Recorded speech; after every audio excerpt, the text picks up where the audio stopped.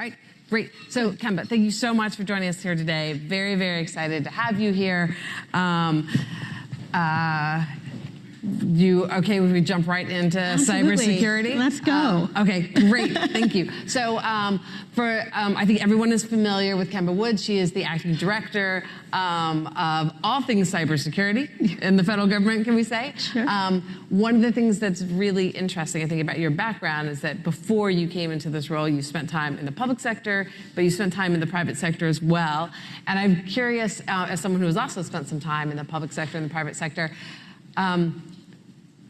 what's similar and what's different? And are there things from any of your prior roles that you kind of brought into this role that you think helped? Sure. So what's similar and what's different? Yes. Between public sector and private sector. I was Be fortunate. as undiplomatic as you want. I'll start with what's similar.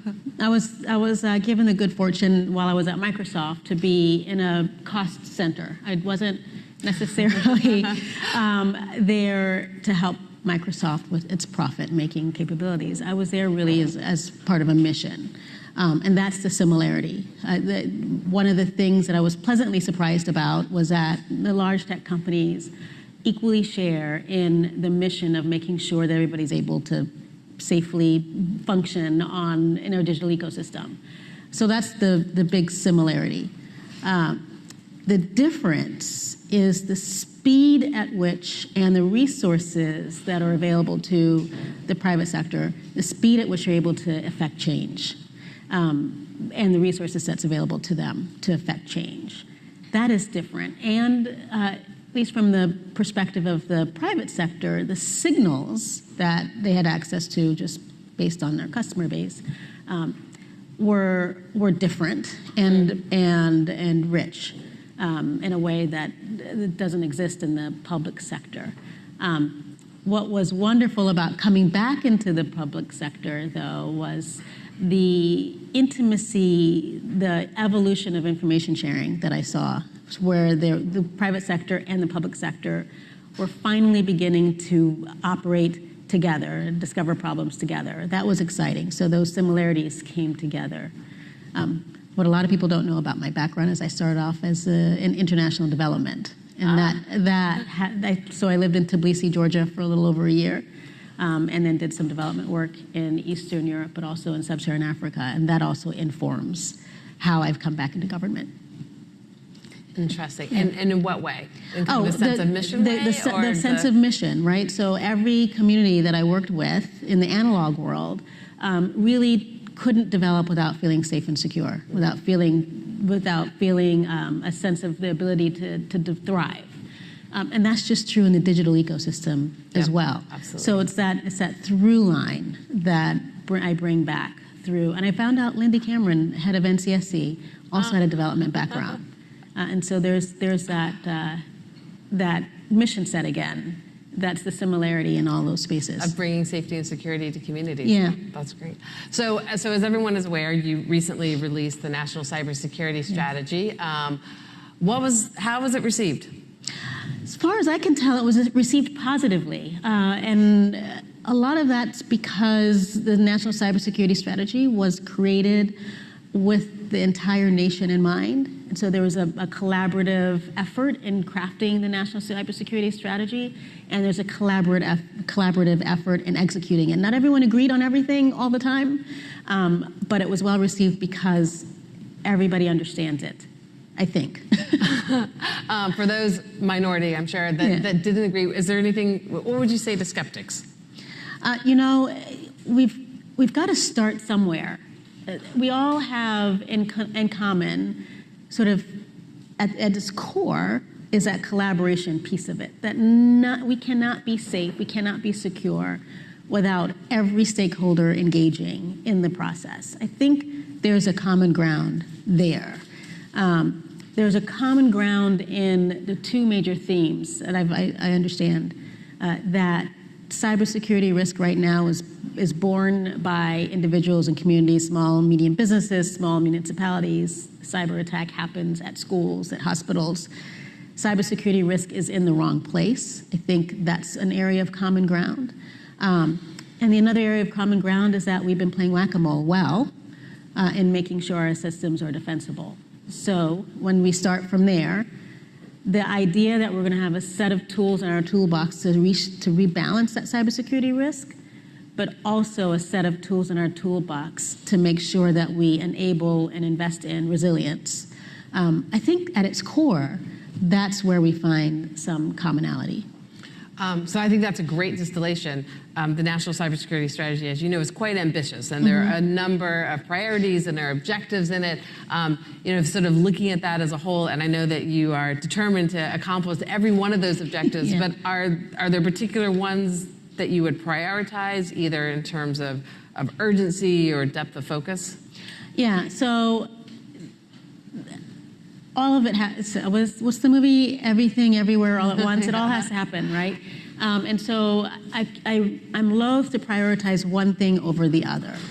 My priority at this moment, though, in the National Cyber Strategy is to make sure that we have an implementation plan that's actionable, because otherwise none of it matters, right? So that's my priority, make sure we have an implementation plan with an assigned responsibility for an agency, for the consulting agencies, for clear objectives, so that the private sector in particular can plug in, and then to monitor and make sure that we move those forward. Now, some of the things that are the most talked about are raising baseline cybersecurity requirements through a blend of cybersecurity regulations, harmonizing those regulations, and finding reciprocity in those spaces.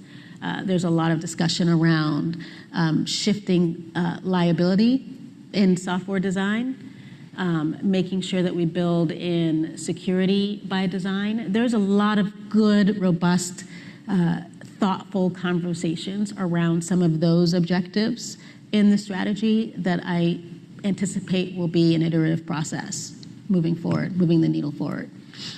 So you have this job at the White House where you are coordinating across the federal government. And so you see a lot from that perch. Day to day, what is the biggest concern that you have? So I'm going to always tie it back to the strategy, but the strategy, we've taken an approach that's slightly different than prior strategies, which is we want to imagine the digital ecosystem that we want, and then how do we build towards that? So we want a defensible, resilient digital ecosystem that's aligned with our values. So that's the North Star. So what's my day-to-day concern? It's the resilience piece of it. So no matter what the threat actor is, right, and I'm concerned as a National Cybersecurity Director with a variety of threats all day, every day. But the thing that I'm concerned about is that we allow those threat actors to set our agenda, and I don't want that to be our policy-making basis. It's what's the North Star? How do we make sure our digital ecosystem is more resilient? And am I doing those things that are effective for resilience? Are we making the right strategic investments, not just in the federal ecosystem, but for the nation in enabling that resilience? So that's what I literally sit around thinking about.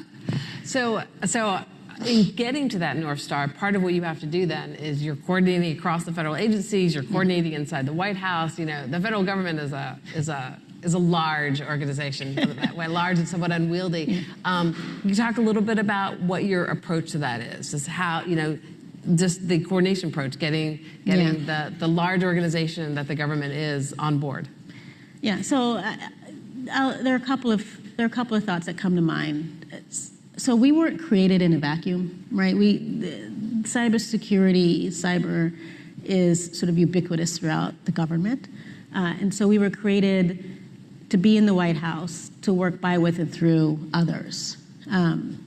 You've heard Chris Inglis talk about the coach and quarterback. You might have heard me talk about a symphony of some sort or an orchestra.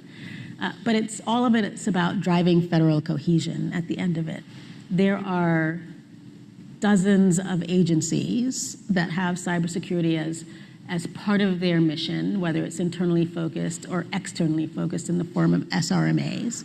And you've got a couple of White House strategic thinking pieces in the form of the National Economic Council, National Security Council, OSTP, where security is part of the conversation. And then you've got the operators like CISA, like NSA, like the FBI. The key here is to make sure that all the piece parts are working in concert. They don't all have to be doing the same thing all the time, but that they're working in concert so that we get an effective cybersecurity posture at the end of the day, right? And so I find that my job as National Cybersecurity Director, along with my team of 80 and growing staff, is to drive that federal cohesion and make sure that there's a throughput through all of it. That's, at the end of the day, what makes it work, in my perspective. We have a long ways to go. However, I think our secret, it's not so much of a secret, but one of our superpowers is that Congress, in its wisdom, gave us some authority to crack open budgets, to see how we're spending, what our cybersecurity spend is, to analyze it, to advocate for spending in a cohesive way. So while we're sort of making sure that all these piece parts, and there's plenty to do, are working in concert, we're making sure that everybody's well-resourced to be able to effectively do that work. So actually, let's talk a little bit about that. The president fairly recently issued an executive order on cybersecurity. There's a lot that's in there, but one of the things that it talks about is modernizing the U.S. government, something we strongly agree with the need for, but that takes investment. It takes significant investment. So how are you thinking about that? First of all, the American Rescue Plan, one of the things that people, I think, overlook is that there was a significant investment in that law there's appropriations for modernizing the federal digital ecosystem. But if you look at the president's budget this year, there is, I think, a 15% increase in federal spend allocated towards cybersecurity, with $1.5 billion allocated to zero trust, for example. So you saw that the director of OMB and the director of National Cyber Director's Office they were able to request that agencies provide jointly, prioritize certain funding requests. One of them was zero trust. And then you saw that work through the budgeting process, and the pass back in the president's budget then resulted in a plus up in cybersecurity spend, particularly around zero trust. So there's a whole cycle that operates around those priorities, and you'll see a similar spring guidance coming out soon, again with priorities, this time pegged to the National Cyber Strategy. So the first spring guidance was pegged a lot to the executive order. The next one that you see will be pegged quite a bit to the National Cybersecurity Strategy. And when you think about where to make investments to try to ensure that there's a secure future, is that something the administration can do alone? Is that something you need Congress for? Is that something you can do alone, but it's better? How are you working with Congress on that? And what reception are you getting from Congress? So we're working well with Congress from my point of view. So in from modernization of our digital ecosystem, there's very little we actually need from Congress. We need appropriations. So we need Congress to pass the president's budget. That would be the big ask for Congress in that space. But otherwise, Congress has already done some good work, and we need to continue to do good work with them. They passed a bipartisan infrastructure law, which allocated $1 billion to state and locals for developing cybersecurity policies and plans as we build out broadband, right? For example, they passed the CHIPS and Science Act, which enables us to be able to look after supply chain security in that space. And we sit on the CHIPS steering committee as an organization, OECD does. And they've passed the bipartisan infrastructure, the Inflation Reduction Act, which is helpful in fueling our clean energy future. So we've been able to then target, for example, electric vehicles and accessories, and how do we build security by design as we're investing in that clean energy future, for example. So we've already been working with Congress in important ways, and we'll continue to work with Congress in important ways, especially as we implement our national cyber strategy. I think we've called out congressional support in half a dozen spaces in that strategy, and I'm hopeful. That's great. Yeah. Let's talk about another kind of partnership with industry. Yes. So what do you need from industry? And how can industry most effectively work with you Yeah. and with the White House on the strategy? Oh gosh, I need to hear from industry. You know this, Victoria. Like I need to hear from industry, right? It's not lost on me that industry owns and controls most of our critical infrastructure. Full stop. So there's no way that we can execute a national cybersecurity framework without industry there locked in shoulder to shoulder working with us. And on some of the sticky problems like shifting software liability is a big one. That's a multi-stakeholder, multi-year progress, right? Like I need input from industry and not just, the sort of from afar reacting. I really need thought leadership from industry in these spaces. So that's for building a resilient future. For defending, right? Industry really has quite a few signals. They can see ransomware attacks coming, for example. Yep. It's hard to, I say this all the time, it's hard to manage what you're not measuring. Industry can help us with data, with measuring, with helping us understand what the consequences are so we can manage the situation better and together, for example. But the bottom line is I need to hear from industry. So let's talk about a third kind of cooperation. Pillar 5 of the strategy specifically talks about international cooperation. It also talks very explicitly about the need for or the interest in harmonizing cybersecurity laws and policies. So how are you working with international allies? How is that process going? Yeah, so, first it's important to understand that the national cybersecurity strategy, the entire thing is in the international context. We've put in Pillar 5 specifically as an API for the international cybersecurity strategy that will be forthcoming at some point. But the whole thing, Pillars 1 through 4, in addition to Pillar 5, require some level of collaboration with our international partners, with our allies, and with some of our competitors. And I use that word intentionally. But our national cybersecurity is highly dependent upon Singapore's, upon Tanzania's, highly dependent upon Colombia's, for example, right? So it doesn't matter where the border stops, the digital ecosystem doesn't stop at the border. I've been traveling. I was just at Cyber UK most recently, for example. I've had some exquisite... The first one ever held in Northern Ireland. The first one held in Northern Ireland, that's right. And it was a productive conference, but then, of course, we had RSA right after that. But there, I had the opportunity to have more conversations with some of my counterparts from other countries now that the strategy is launched. And over again, I've gotten feedback, which is, this is fantastic. It reflects what we've been thinking through in our context. How can we lean in and work together on some of these issues? How do we make sure that your strategy is successful and that our strategy is successful and that they reflect each other? It's been an overwhelming response. I'm looking forward to moving the needle together. So we've been talking a lot about artificial intelligence today here at the Transform Summit. We just had Jason Kwan, the General Counsel of OpenAI, up on the stage. I know that artificial intelligence is something you're thinking about as well. So how are you thinking about that in terms of cybersecurity and cybersecurity risk? Yeah, it was nice to hear some of Mr. Kwan's remarks earlier when I walked in. We've been thinking quite a bit about the cybersecurity pieces of AI. Generative AI is obviously a much larger conversation than the security conversation. But here's what I'll say. In order to think through the cybersecurity pieces, I need to think through how AI is developed, how generative AI works.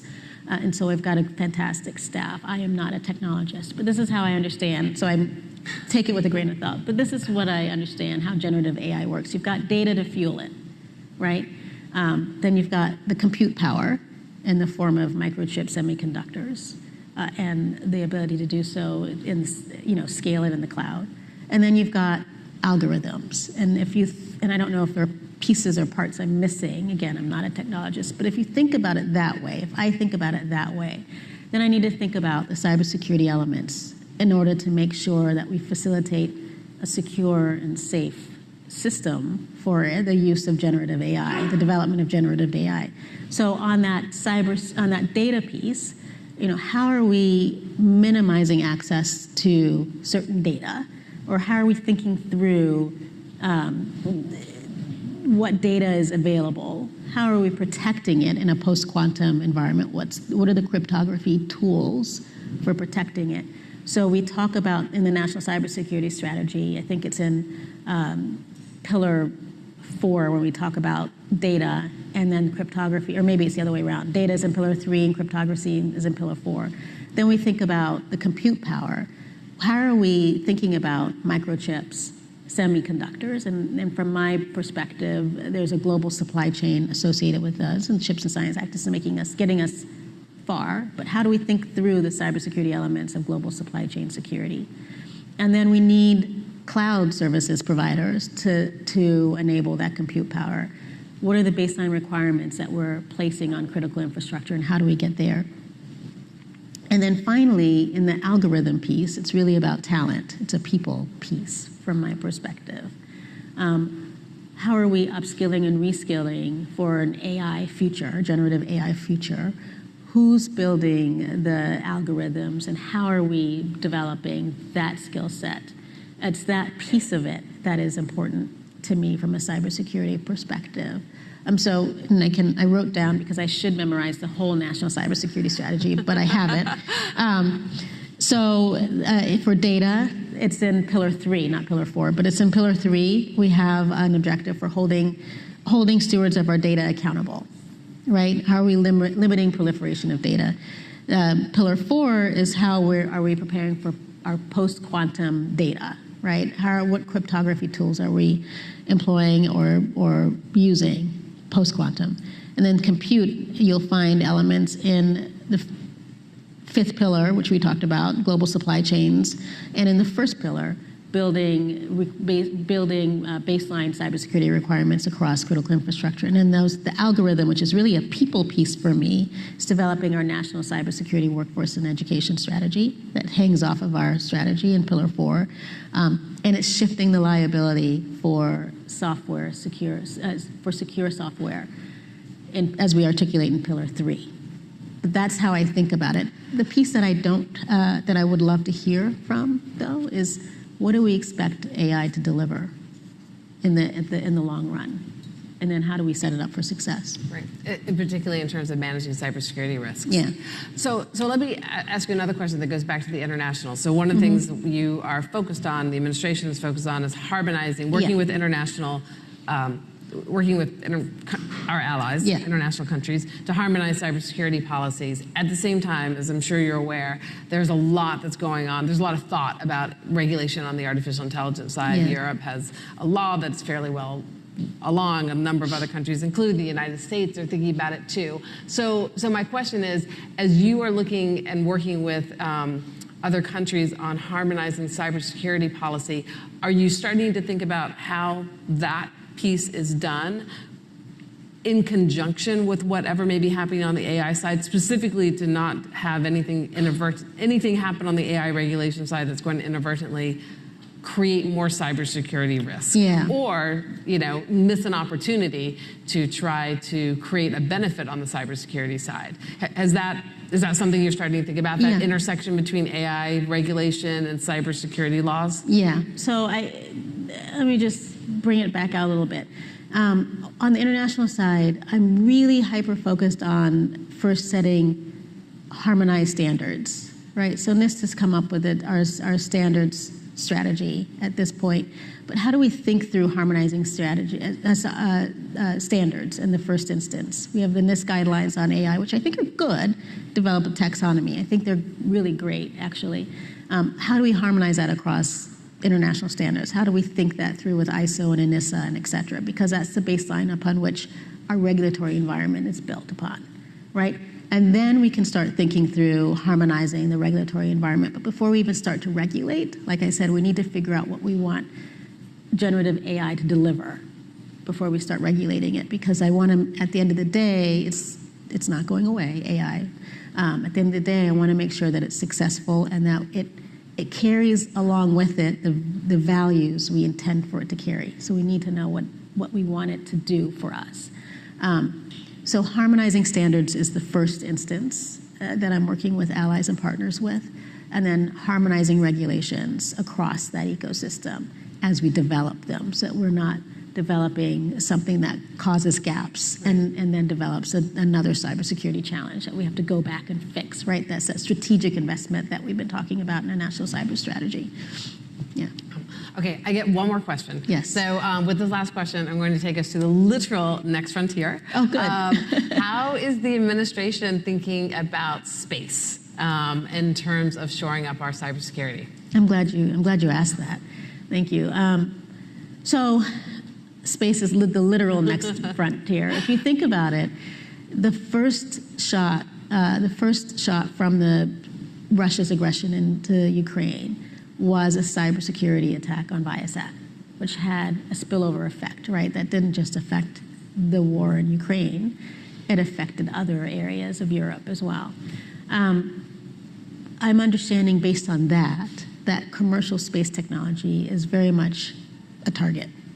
And so we need to start thinking through, or we should have been thinking through, how are we working with the space industry in every part of the stack, right? The ground stations, the links, the use cases, the satellites themselves. How are we thinking about cybersecurity? So in March, at the end of March, we had an executive forum bringing in all elements of the space market, giving them bespoke threat and vulnerability information that allowed them to understand business risk that's targeted, and then we had an open policy conversation. We have SPD 5, Space Policy Directive 5, that was executed in the last administration that we now need to implement, and so the cybersecurity pieces of that. So as part of that process, our office is working with the National Space Council, which is led by the Vice President, to baseline what exists in the commercial space, along with NASA and the federal space, baseline what exists and figure out what the gaps are, and so we can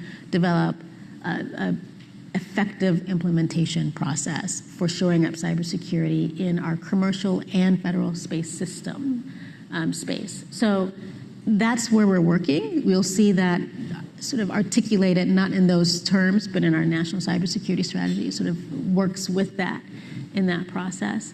I was just out in Long Beach, for example. It's called Space Beach. Did you know that? Where all the space startups seem to land. Really thinking through the space industry, and it's really a different space because you have, if you think of the OSI stack, and the hardware associated with it, all the way through the application layer, it has to be an integrated security process that exists. That's what I learned. And so that's how I'm thinking through as we develop policies and implementation plans in order to shore up our space systems, cybersecurity. Fascinating. Yeah, it is fascinating.